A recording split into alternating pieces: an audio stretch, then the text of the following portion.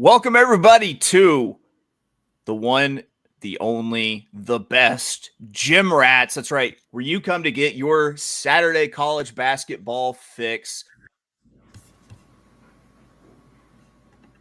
Well, it looks like Chase has frozen. Welcome to Gym Rats. Like he was saying, we're here to break down today's college basketball slate of games. So I'm gonna jump right into it. My first bet is I'm going to Big East country. We're back. Give me.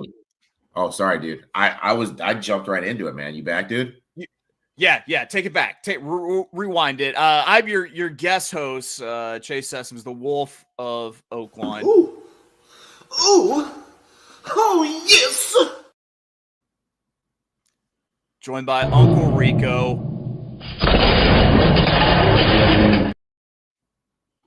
We're talking college basketball. Since my connection a little bit unstable, Unc, go ahead, jump back into it. You got to play at 11 o'clock for the college hoops. What do you got?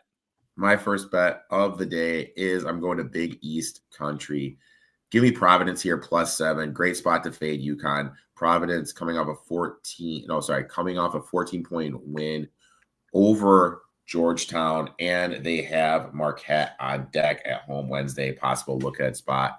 UConn 2-8 last 10 ATS, 11-17 on the season. Struggling to cover. UConn ranked 112th nationally in defensive efficiency.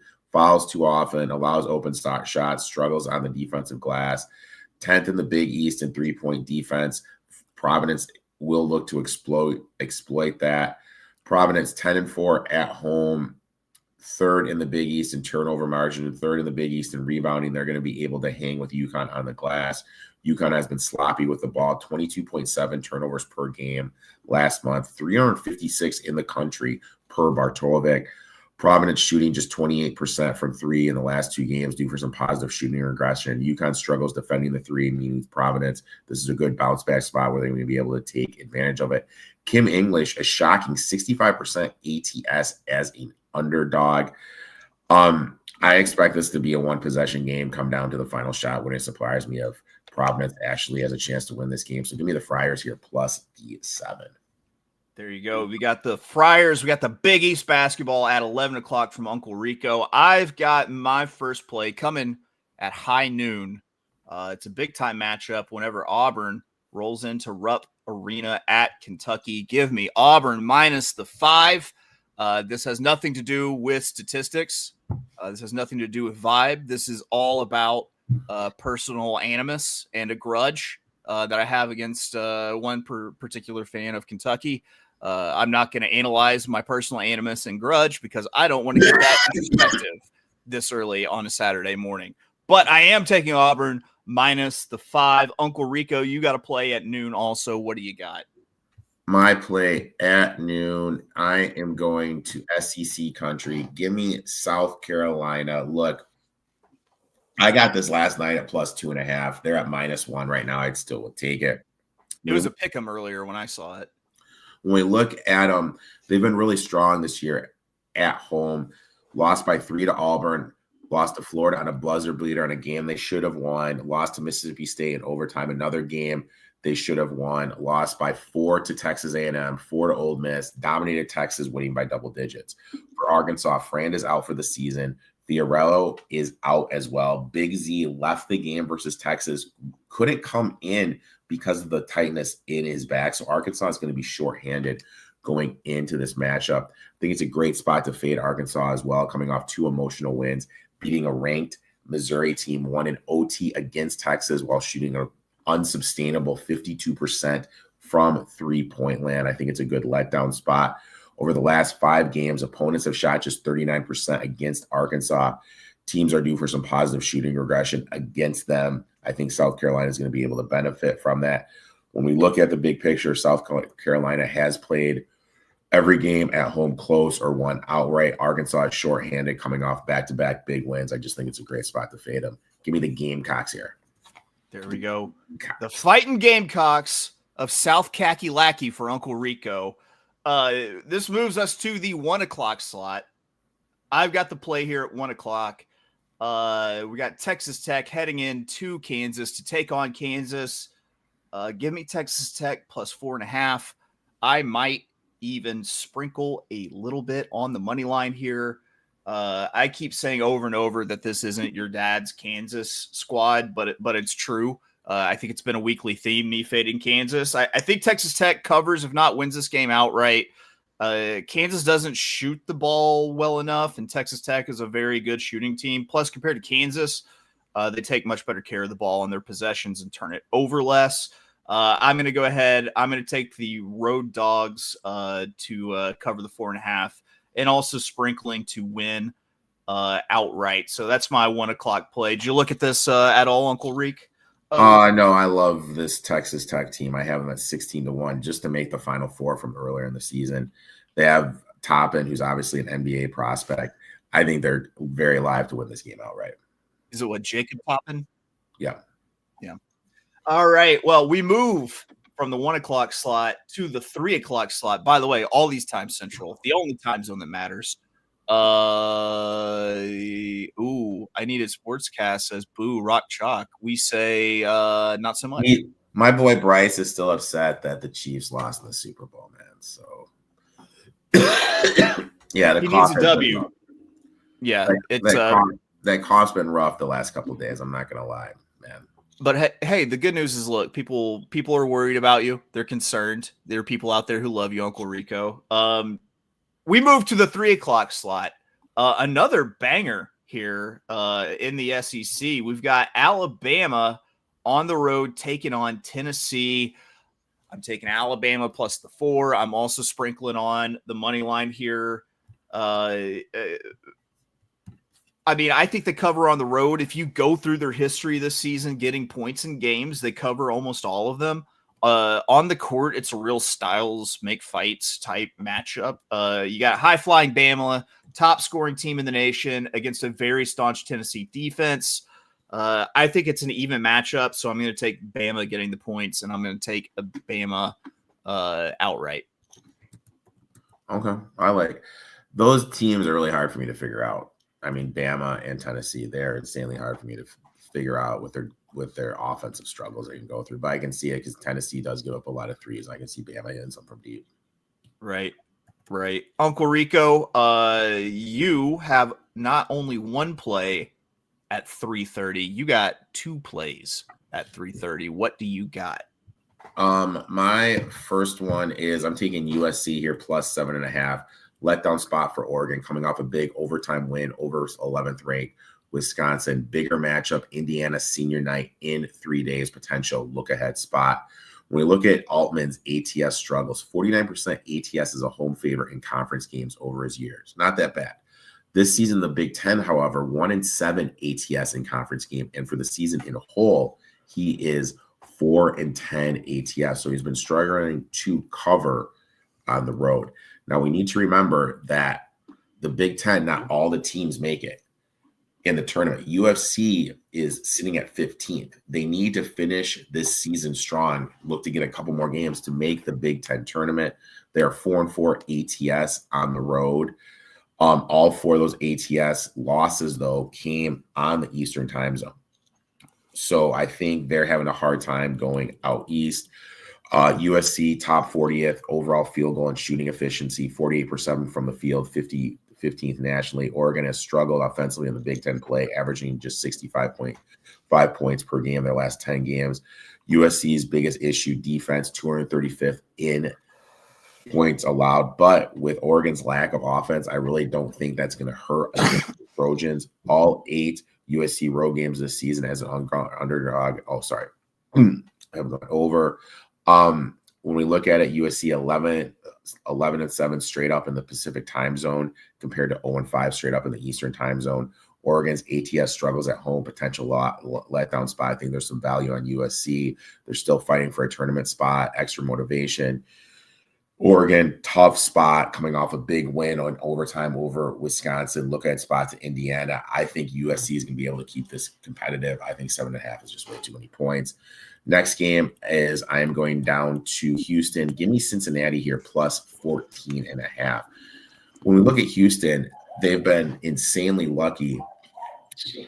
Back-to-back wins over Texas Tech and Iowa State, but both of them had injuries that ruled out key guys right before the game. Look at spot with Kansas on deck. Cincinnati's offense has really turned this corner. They started off slow in Big 12 play, but it's improved it significantly. Look at offense efficiency numbers during the month of February. They're the 30th best offense, so they're really finding their rhythm. Houston is shooting 52% from three over the last 3 games. I think they're due for some shooting regression, especially against Cincinnati's strong defense. Houston has won 10 straight in this rivalry, but since he has covered in 3 of the last 4, each of those covers came in a single-digit loss. Bearcats tend to play Houston tight. Bearcats are peaking at the right time, 5-0-2 ATS last 7, constantly covering, still fighting for the NCAA tournament berth.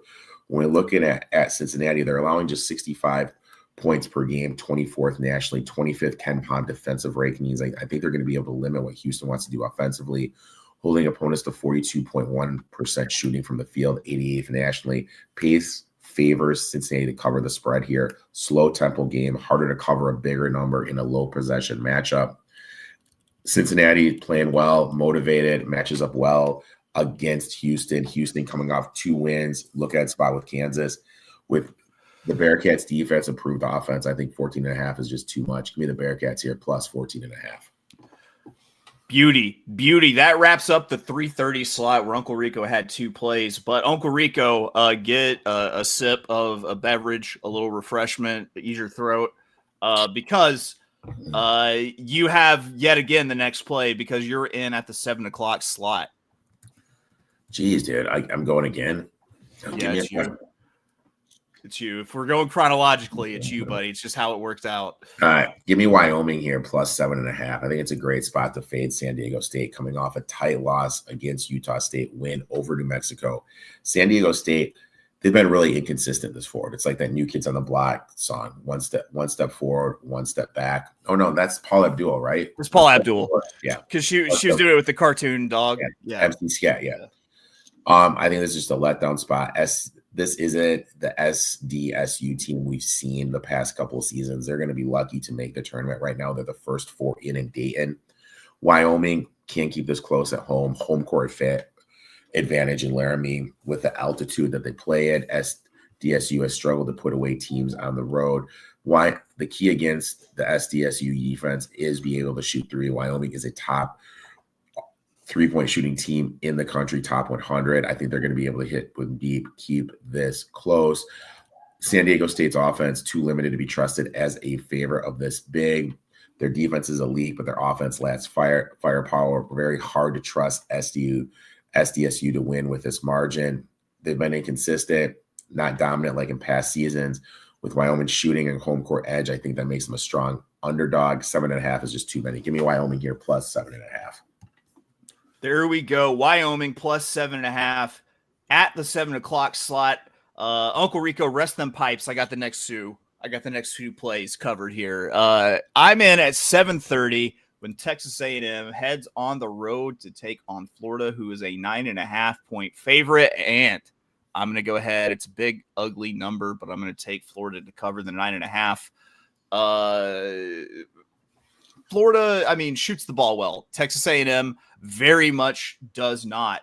Across the board, Florida holds an edge in every meaningful category except for offensive rebounds.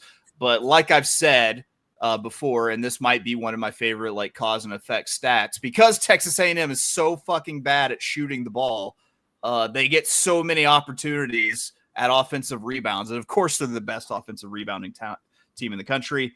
I think Florida covers a big number here. They're just better across the board, and they're assassins, man. They put up a ton of points. So give me Florida minus 9.5.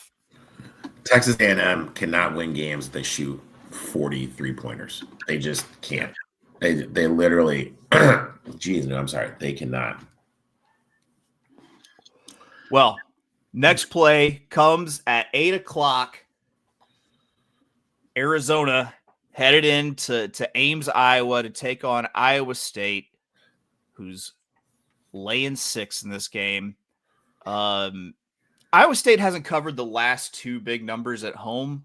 But I think that even though this is a very even matchup of two pretty good teams, that Hilton Magic wins out, and I think Iowa State covers this one at home. They do pretty well covering as single-digit chalk, and the fact that they're at home once again doesn't hurt. So I'm taking Iowa State minus the 6 at 8:00. Uncle Rico, here's your last straight-up play. It's getting into the sexy hours. The 60 hours of the day. It's at 9:00. That was the last play that was on the cutting board for me, the Iowa State game. Yeah. Excuse me. I actually love Iowa State in that spot. My last play, I'm taking West Virginia here, plus 9.5. BYU 5-game winning streak, possible look ahead game with Iowa State on deck. BYU due for some shooting regression. Last 3 games, shooting 45% from deep, unsustainable, especially against West Virginia, who just defends the 3 extremely well. The best 3-point defense in the country last month per Bartowovic. West Virginia, 6 opponent 3-point shooting percentage, 29%.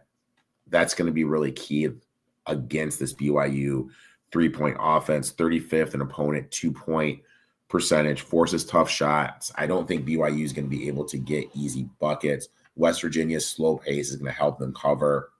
They're able to control tempo. It's going to be hard for BYU to get out and run and get this game out of the number.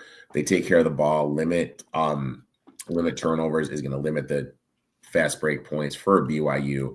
West Virginia led by 6 with 6:33 left to play before Wyoming pulled off the win for the come behind, win by 4 on the road. Shows West Virginia can hang with BYU. Plus, we get the revenge spot, which I absolutely love. DeVries, 56% ATS roto neutral games. Spread seems 2 to 3 points too high to me. BYU is playing great, but I just think this is a let down look ahead spot. West Virginia's defense and pace was going to be able to keep them in the game. BYU's hot shooting is unsustainable. I think it's due for some regression. First matchup was tight. I think this is another tight matchup. Give me the Mountaineers here, plus 9.5. There we go. Let's make some money. Yes, I will give you a but first, we got to get our round robins in. Uncle Rico, rest those pipes. I'll do my round robin first. I'm going to go with Texas Tech money line, Alabama money line, and then Florida minus 9.5. That's my 3-team round robin. Uncle Rico, what do you got? Wyoming, Providence, South Carolina, USC, and West Virginia all on the money line, my friend. There we go. Now, let's make some money. Yes, the Fountain Youth is today. I'm going to be honest. I haven't really handicapped it, but this is what I'm thinking when I look at it. It's an 8-horse race. You have horses like Sovereignty, like Burnham Square, like River Thames have come off of really good efforts, which means maybe they take a step back. Let's try the 7 Neo Equus at 10-1. You got Irad Ortiz Jr. up, and the trainer. I mean, it's South Florida. It's Safi Joseph Jr. That feels like, just disrespect, and at 10-1, you might be getting a gift there if Safi Juice flows. The juice, yeah. The juice. Also in the Gotham, I like the number 3 calling card with Kendrick Carmouche up. Oh, the Gotham up in Aqueducts today. Yeah, it's a pretty good little Gotham card. We did our Thursday long show. We did for the Gotham Stakes Day with $100 budget. I feel I'm like just so out of the horse racing game right now, man. Like you always, but you randomly text me with just like banger tickets for like pick 5s and stuff that you're like alive to big scores and stuff, which always like surprises me because you're not into it, but like you still got the wisdom somehow, dude, what's the saying? A dead clock's right twice a day. Yeah. That's me at horse betting, dude. That works. I feel you. Guys, that was all of our plays for Saturday. The 1st of March. If you excuse me, I'm actually going to do a little brand takeover here, so we can celebrate the 1st of the month here. Where is it? There it is. Waking up, feeling buzz up early in the morning. Am I going to get another copyright strike for that? Maybe. I think it was quick enough. I don't know. When I do it on my show, I don't think I get copyright struck for that. I think it's the Jay-Z. But all right, that's gonna do it for us here at Gym Rats. Uncle Rico, any parting words? Let's go Friars. Oh, we'll be rest- live for the Texas Tech game. That's true. We will be live for the Texas Tech Kansas game. What time is that? That's 1 p.m. 1 what channel is that on? 1 p.m. God's Country. I don't know off the top of my head what channel though. It's I don't know what God's time. I don't know off the top of my head what channel that bad boy's on. Probably ESPN. Let's see. I'll tell you. I'll be that guy, Uncle Rico. ESPN. It's on the worldwide leader. All right, that's going to do it for us here at Gym Rats. We love you. We will see you next Saturday. Good luck in all your wagering today. Bye-bye. Because Jim's not here.